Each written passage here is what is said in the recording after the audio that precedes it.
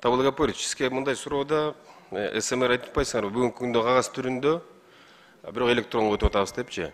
Ошону экономикалык жактан мындай салыштырма кылып көрдүңүзбү? Жарандарга, мисалы ошол ишкерлерге канчалык деңгээлде пайдасы бар экономикалык жактан, канча каражат үнөмдөлөт деп, мындай мыйзам долбоорлорун аябай жакшап келесиңер дагы, бирок элге жакшы жеткире албай атасыңар да. Ошол жагын бир туура түшүндүрүп берип койгулачы, мындай жөнөкөй ишкерлерге, анан жарандарга.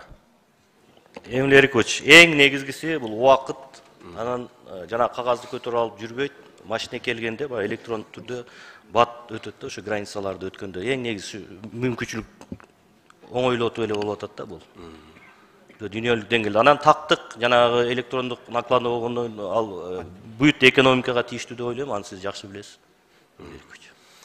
Дагы бир жолу кайталап коеюн, сиздер мыйзам долбоорун алып келип атканда, ушу жарандарга толук кандуу түшүнүктүү болуш үчүн эмнеси пайда, ошону айтышыңар керек. Бул пайдасы туура, бул оперативдик түрдө маалымат алуу, ошону менен бирге экономикалык жактан канча кагаз каражаттары мисалы үнөмдөлөт, ошону менен бирге кайсыл жерден пайдасы көбүрөөк, ошол жагында бир тактагара айтып берип коюңузчу.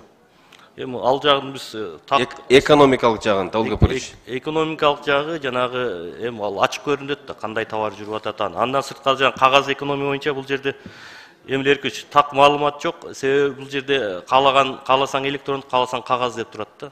Анан биз бул жагын эсептеп чыгайлы, анан сизге маалымат берели Эмиль Эрикович. Туура, Табыл Гапорич. Мындай демилге алып келип аткандан кийин сиздер баштан аягына чейин уже прогноз кылып туруп анан сунушуңар беришиңер керек да. Бул эми все-таки мыйзам долбоору да. Ошон үчүн эмки окууга сөзсүз түрдө сунуш берип койсоңуздар, экономикалык жактан канча бизге пайда алып келет жарандарга деген сөзгө жооп берип койсоңуздар. Рахмат, ишиңиздер ийгилик. Экинчи окууда так маалымат беребиз. Рахмат.